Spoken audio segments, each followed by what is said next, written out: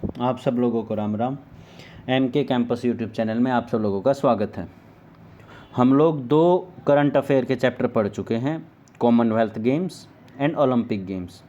Olympic games का ही एक सब चैप्टर है पैरालंपिक गेम्स। तो जो पैरालंपिक गेम्स की जो इंडिया की भारतीय पैरालंपिक समिति की जो अध्यक्ष है ना, वो कौन है? दीपा मलिक।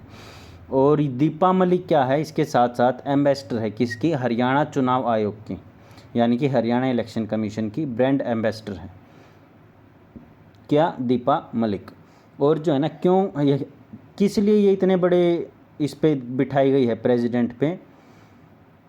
बिकॉज इसने जो है ना 2016 में रियो पैरालंपिक्स हुआ था ना, उसमें शॉट पुट खेलों में रजत पदक जीता था, जो कि सबसे अच्छी परफॉर्मेंस थी, जो कि है ना सिर्फ पहली भारतीय थी ऐसा करने वाली, जिसने पैरालंपिक खेलों में शॉट पुट में जो है ना गोल्ड मेडल ना अपना रजत पदक जीता था, यानी कि सिल्वर मेडल अपने नाम किया था। तो देखो, इंडिया में जो पूरे वर्ल्ड में पैरालंपिक गेम्स हुए थे 24/8 से 5/9, मतलब 24 अगस्त से 5 सितंबर, ठीक है। और जो ओलंपिक्स थे वो ख़त्म हो चुके थे 8 अगस्त को। तो ये कब शुरू हुए? 24 अगस्त को। तो जो इसका मस्कट था वो था सोमाइटी।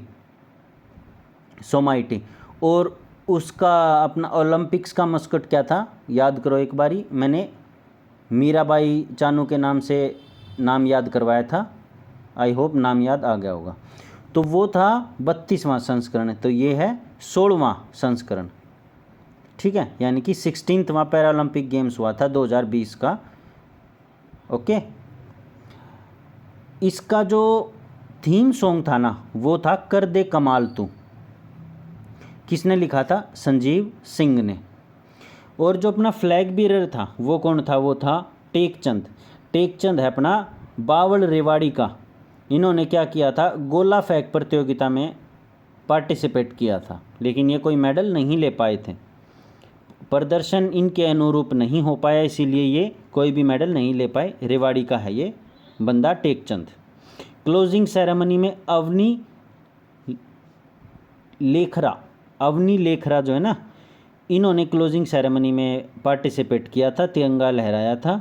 जो कि ये कहाँ की है? ये जयपुर राजस्थान की है, शायद राजस्थान की तो है, जयपुर की कंफर्म नहीं है, जयपुर की ही होंगे आई थिंक, जयपुर राजस्थान की है। इन्होंने क्या किया था? 10 मीटर राइफल में गोल्ड मेडल जीता था। बड़ी ही बढ़िया खेली थी ये अवनी लखेरा। और ये पहली प्लेयर थी जिसने 2 मेडल जीते थे। गोल्ड मेडल तो जीता ही जीता था, उसके बाद 50 मीटर राइफल में और पार्टिसिपेट किया और उसमें ब्रॉन्ज मेडल जीता। तो यानी कि सिंगल गेम में 2 मेडल, क्या बात है। फिर अब हम चल लेते हैं इंडिया की तरफ। इंडिया ने टोटल प्लेयर्स 54 थे जिन्होंने पार्टिसिपेट किया था, और उनके मेडल्स आए थे 19, जो कि अब तक का सर्वश्रेष्ठ प्रदर्शन है। टोटल जो मेडल्स हैं ना वो इस प्रकार थे: 5 गोल्ड, 8 सिल्वर और 6 ब्रॉन्ज। और जो इंडिया की रैंक थी ना वो थी 24वीं। और अपने ओलंपिक गेम्स में कितनी रैंक थी? 48वीं। शायद मैं पिछले में मेरे को ध्यान नहीं रहा था ये बताना। तो अपने ओलंपिक गेम्स में 48वीं रैंक थी ऑल ओवर द वर्ल्ड, और इसमें पैरालंपिक गेम्स में 24वीं थी। तो ये सबसे बेस्ट परफॉर्मेंस थी अब की बार हमारी पैरालंपिक गेम्स में। देखो, फर्स्ट गेम जो हुआ था ना, फर्स्ट टाइम जो गेम पैरालंपिक गेम्स 2020 में ऐड किया गया था वो किया गया था बैडमिंटन, फर्स्ट टाइम। क्योंकि अक्सर देखा गया कि बैडमिंटन जो है ना पैरालंपिक में ऐड नहीं किया जाता था, क्योंकि इसमें जो है ना जो मतलब अपंग लोग होते थे उनको, उनके लिए ये गेम्स होते थे।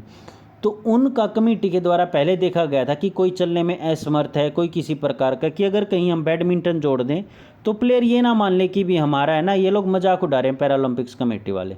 लेकिन फिर समय के साथ देखा गया कि हाँ, प्लेयर्स ऐसे भी आ रहे हैं जो बैडमिंटन खेल सकते हैं, तो इसीलिए बैडमिंटन को 2020 में जोड़ दिया गया।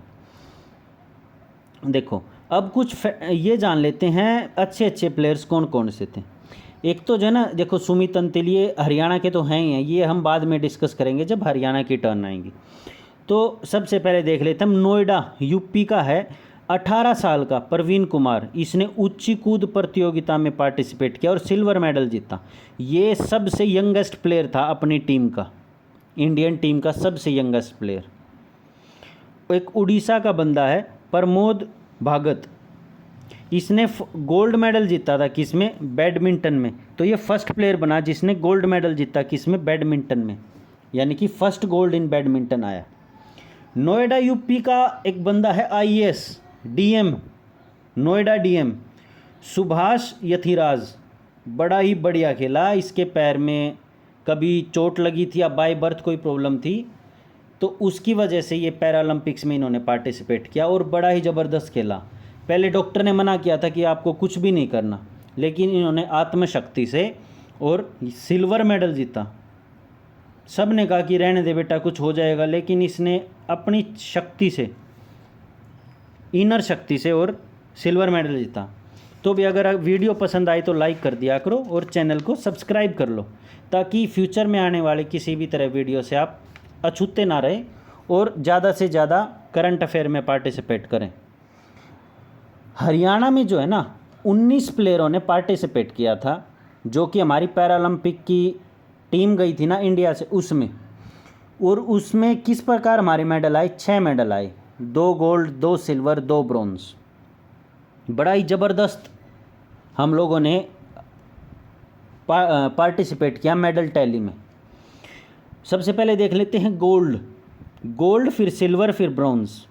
देखो गोल्ड सबसे पहले आया सुमित अंतिल का, ये गोल्ड 2 बंदों ने जीते, सुमित अंतिल और मनीष नरवाल। ये अपना नरवाल है कथुरा सोनीपत का।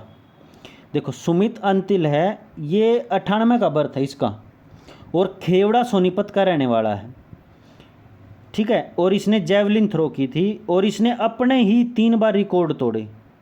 स्टार्टिंग में वर्ल्ड रिकॉर्ड बनाया, फिर तोड़ा, फिर बनाया, फिर तोड़ा और फाइनली 68.55 मीटर बना के और पूरे वर्ल्ड में अपना परचम लहरा दिया। ये वर्ल्ड रिकॉर्ड है WR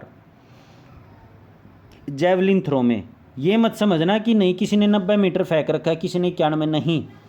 मैं कह रहा हूँ पैरालंपिक्स की बात, तो उसमें जेवलिन थ्रो में सुमित अंतिल का नाम स्वर्ण अक्षरों में लिखा जा चुका है, ठीक है। इसने 68.55 मीटर दूर भाला फेंका पुरुष में, पुरुष की कैटेगरी में। और इसीलिए जो हमारे हरियाणा गवर्नमेंट की जो नीति है ना, उसके तहत इनको 6 करोड़ रुपए दिए गए, इसमें कोई भी वो नहीं है। देखो अब हम थोड़ा सा इसकी हिस्ट्री जान लेते हैं सुमित अंतिल जी की। ये क्या था, पहले तो पहलवान थे, ये बड़े ज़बरदस्त पहलवान थे, पहलवानी में भी इन्होंने खूब अपने झंडे गाड़े नेशनल लेवल पे। लेकिन 2015 में थोड़ी बहुत बाइक की टक्कर हो गई और दुर्घटनाग्रस्त होने के कारण इनके जो बायां पैर था ना, अपना लेफ़्ट, दाया तो राइट होता है, लेफ़्ट पैर में थोड़े इश्यूज़ हो गए और जिसकी वजह से उनको प्रोस्थेटिक लेग लगाया गया। तो उसके बाद इन्होंने कहा कि ठीक है कोई नहीं, पहलवानी नहीं तो हम जेवलिन थ्रो करेंगे, भगवान ने जैसा कर दिया। तो ये लोग बहुत बड़ी शिक्षा दे के जाते हैं हमें कि कभी भी हार नहीं माननी चाहिए। उसके बाद इसने जेवलिन थ्रो किया, 2018 के बाद जेवलिन थ्रो स्टार्ट किया और देखो आज 2020 के पैरालंपिक गेम्स में गोल्ड मेडल जीत लिया मात्र 2 साल की मेहनत में। तो सोचो 2 साल में जब बंदा गोल्ड मेडल तक जा सकता है और वर्ल्ड रिकॉर्ड बनाया, सोचो। फिर आया अपना सोनीपत का ही, ये था खेवड़ा, ये है कथुरा, मनीष नरवाल। इन्होंने शूटिंग में 50 मीटर राइफल में अपना गोल्ड मेडल जीता और ये 2020 के लिए अर्जुन अवार्ड से भी नॉमिनेटेड हो चुका है गवर्नमेंट ऑफ इंडिया के द्वारा, भारतीय सरकार के द्वारा। और इसको भी 6 करोड़ रुपए दिए गए। सिल्वर था योगेश कथुनिया अपना बहादुरगढ़ झज्जर का है। इन्होंने डिस्क थ्रो की थी, यानी कि जो चक्का फेंक होती है ना, चक्का फेंक की थी 44.38 मीटर की, जिसकी वजह से इनको रजत पदक मिला, यानी कि सिल्वर मेडल मिला। फिर आ जाता है अपना सिंहराज अधाना का जो है ना 82 का डेट ऑफ बर्थ है और ये तिंगाव फरीदाबाद के हैं। फरीदाबाद का एक पहले भी बंदा आया था जब हम कॉमनवेल्थ देख रहे थे। सिंहराज अधाना, इन्होंने मिक्स्ड शूटिंग की थी, 50 मीटर की मिक्स्ड शूटिंग की थी और इसमें इसको सिल्वर मेडल मिला था। इन्होंने इससे पहले भी मेडल जीते हैं। पैरा एशियन गेम्स हुए थे 2018 में जकार्ता इंडोनेशिया में, उसमें भी इन्होंने जो है ना कांस्य पदक जीता था, यानी कि ब्रॉन्ज मेडल। तो इन्होंने अच्छे से अपनी जो है ना रैंक बढ़ाई है। देखो अब इन्होंने कॉमन इसमें ओलंपिक गेम्स में, पैरा ओलंपिक में सिल्वर मेडल जीत लिया। तो सोचो परफॉर्मेंस में कितना एनहांसमेंट हुआ है। अब ब्रॉन्ज मेडल हरियाणा में 2 बंदों ने जीता, एक तो हरविंदर सिंह और एक सिंहराज अधाना। देखो ये अधाना 2 आ गए, समझे। एक हरविंदर सिंह ने जो है ना आर्चरी में जीता है, यानी कि तीरंदाजी में जीता है कांस्य पदक। इन्होंने कोरिया के एक बंदे था, शायद सुमिन किम करके था कोई, उनको हराया था और फिर रजत पदक जीता था। नहीं, कांस्य पदक, रजत पदक नहीं, कांस्य पदक जीता था सुमिन किम को हरा करके। तो इन्होंने इतिहास रचा था कि जो है ना भारत का पहली बार तीरंदाजी में कोई पदक आया था। तीरंदाजी में first time gold medal in archery, तीरंदाजी में पहली बार कोई गोल्ड मेडल आया था। किसका? हरविंदर सिंह का। सेकंड देख लेते हैं सिंहराज अधाना। इनका क्या है, 2020 पैरा ओलंपिक्स में, जो कि टोक्यो में हुए थे। मैंने बताया टोक्यो में हुए थे, हाँ। तो ये हुए थे टोक्यो जापान, टोक्यो जापान में हुए थे पैरा ओलंपिक गेम्स। तो सिंहराज अधाना ने टोक्यो पैरा ओलंपिक गेम्स में 10 मीटर एयर पिस्टल में कांस्य पदक जीता था। और इन्होंने जो है ना एक गेम्स में 2 मेडल जीतने वाले तीसरे भारतीय बन गए थे। ये जो एक गेम हुआ ना अपना, इसमें सिंगल गेम में जो 2 मेडल जीते, और 2 मेडल जीत करके ये तीसरे भारतीय बन गए। ये फैक्ट ना भी याद रखो तो कोई दिक्कत वाली बात नहीं है। अब हम प्राइस देख लेते हैं हरियाणा गवर्नमेंट के क्या क्या हैं। देखो पहले भी बताया था, अब भी वही सेम है। गोल्ड मेडल पे 6 करोड़, सिल्वर पे 4 करोड़, और अपना ब्रॉन्ज पे 2.5 करोड़, और अगर किसी ने पार्टिसिपेट किया है प्रतिभागी खिलाड़ियों को 15 करोड़, 15 लाख, 15 करोड़ नहीं, मर जाएगी गवर्नमेंट, लुट जाएगी।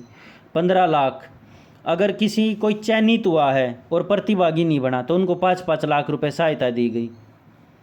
तो आज के लिए इतना ही। नेक्स्ट हम लोग है ना चैप्टर करेंगे,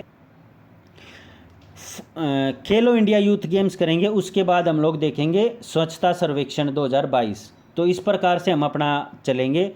और हम लोगों ने अपना कॉमन ग्रेजुएट लेवल HSSC जो कंडक्ट कर रही है उसका सारा का सारा सिलेबस कवर करवा दिया है। जो एक्स्ट्रा है जैसे GS वगैरह या रीजनिंग या क्वांटिटी एप्टीट्यूड, इंग्लिश, हिंदी, इनको छोड़ करके जितने भी पार्ट हैं वो सारे कवर करवा दिए हैं। Economic governance, environmental, insurance, rural marketing, Haryana economy. तो एक बारी चेकआउट कर लेना प्लेलिस्ट में जाके, और इसी चीज़ को रखते हुए और अपनी अच्छे से तैयारी करो। And signing out.